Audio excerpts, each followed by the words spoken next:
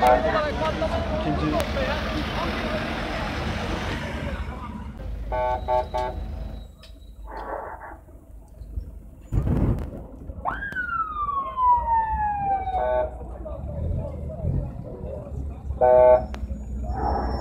Arkadaşlar lütfen mesafeniz yapın. Hadi herkes. Arkadaşlar zaten komple mesafeniz lütfen.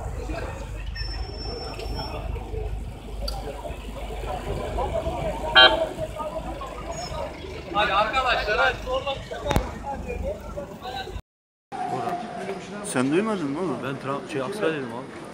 Ses Değil oraya mi? geldi. Bayağı sıktı değil mi?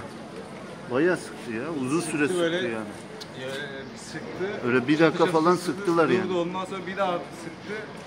Bir durdu. Üçüncü de daha kısa sürdü.